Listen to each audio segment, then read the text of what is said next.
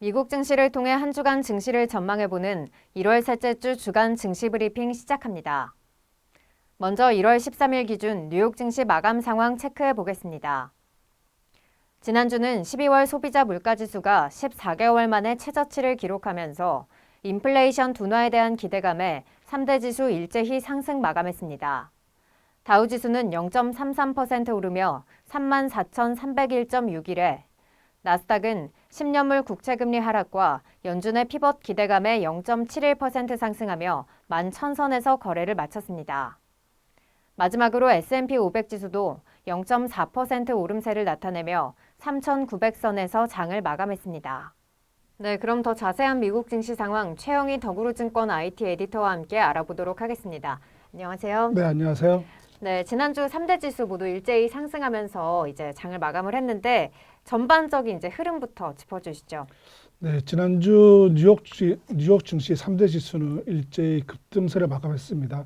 다우존스 그리고 스탠다드 S&P 500 지수가 한 주간 각각 2%, 2.67% 올랐고요.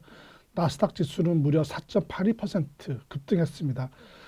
지난주 뉴욕 증시는 작년 11월 이후 최고의 한 주를 보냈다. 이렇게 말씀드릴 수가 있겠습니다. 네, 다음 달 이제 FOMC를 또 앞두고 있는데 네. 연준 위원들의 발언을 계속해서 주목을 해봐야 된다 이런 네. 말들이 지금 나오고 있거든요. 시장에서는 좀 어떻게 보고 있나요? 일단은 베이비 스텝일 가능성을 높게 보고 있어요. 0.25% 포인트 정도 올릴 것이다 이렇게 보고 있는데요. 일단은 인플레 자체가 한속도가 굉장히 많이 줄었다 이렇게 볼 수 있겠습니다. 그러면서 이제 시장 심리가 굉장히 좋아진 그런 상태입니다. 네. 그러면 이제 이번 주에도 좀 살펴봐야 될 일정들이 여러 가지가 나오고 있는데 네네. 특히 어떤 지표에 좀 주목을 해봐야 될까요? 오늘 밤에는 마틴 루터 킹 주니어의 날로 미국 금융시장을 휴장을 합니다. 그리고 이제 내일 17일이죠. 17일날 엠파이어 스테이트 제조업지수가 나오고요. 18일에는 소매 판매 PPI가 나옵니다. 19일에는 주간 실업보험 청구자 수가 나오고요. 20일에는 12월 기존 주택 판매가 나오는 그런 일정들이 잡혀 있고요. 미국 말고도 중국에서 좀 살펴봐야 될 지수가 있는데 17일 날 4분기 GDP가 발표됩니다. 이것도 좀 관심 있게 살펴봐야 될 지표라고 판단됩니다. 그러니까 미국 지표뿐만 아니라 이제 중국 GDP 지표까지 조금 더 주목을 해봐야 된다. 네네. 네, 이렇게 정리를 해주셨습니다. 네, 여기까지 이제 지난주 뉴욕 증시 마감 상황과 이번 주 일정들까지 체크해봤고요. 이어서 국내 증시 상황도 살펴보도록 하겠습니다. 현재 코스피는 0.56% 오르면서 2,399.42포인트 선에서 거래되고 있고요. 코스닥은 0.78% 상승하면서 717.34포인트에서 거래되고 있습니다. 업종별 흐름도 살펴보겠습니다. 현재 은행주와 게임 엔터테인먼트주가 강세를 나타내고 있고요. 투자 주체별로는 양시장 모두 외국인과 기관이 매수세를 이어나가고 있습니다. 지금까지 1월 16일 월요일 오전 10시 15분 기준 시황 살펴봤고요. 우리 시장 지금 다시 외국인이 좀 유입되고 있다 이러한 소식들이 네. 나오고 있는데 이번 주 전반적인 국내 증시 전망도 살펴주시죠. 사실은 국내 증시가 굉장히 가파르게 오르면서 2,400선에 코스피 지수가 오른 그런 상태거든요. 2주 동안 가파르게 오른 측면이 있다라고 보여지고요. 그 중심에는 일단은 외국인들의 공격적인 투자가 수급층이 좋아진 그런 모습들인데요. 미국 같은 경우에 앞서 말씀드렸지만 지난주 굉장히 강한 모습을 보여줬어요. 특히 이제 금융주들이 시장을 이끌었는데요. 미국 같은 경우에는 시장을 이끌었지만 미국 금융주 같은 경우에는 사실은 충당금들을 엄청나게 많이 쌓았고 그다음에 인력 구조 조정들을 강하게 나타내는 그런 모습들을 보였어요.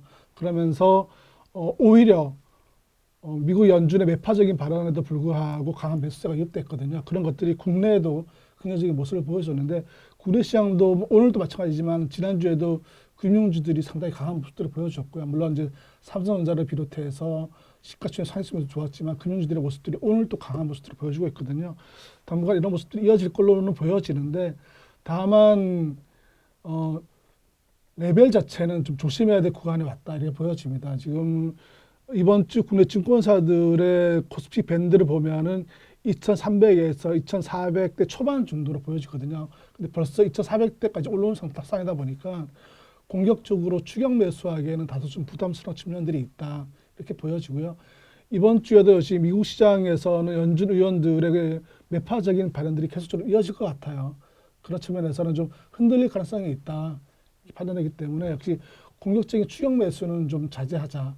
다만 시장에 대한 전반적인 기조가 좀 많이 바뀌었다. 특히 이제 그동안 이렇다 모습을 보여주고 있지 않던 연기금들이 올해 들어서 좀 뭐 금액 자체의 규모는 많지 않지만 순매수 기조를 매일같이 이어가고 있거든요.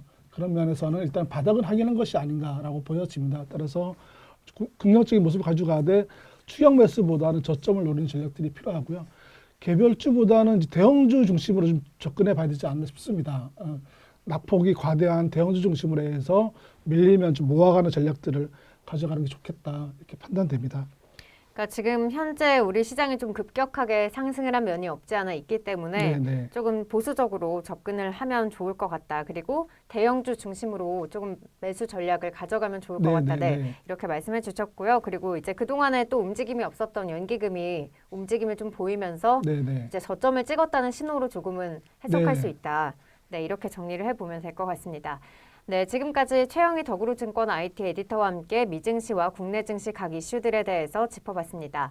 그럼 오늘 하루 마무리 잘 하시고요. 다음 주는 설 연휴로 인해서 저희 방송도 쉬고 그 다음 주에 뵙도록 하겠습니다. 고맙습니다.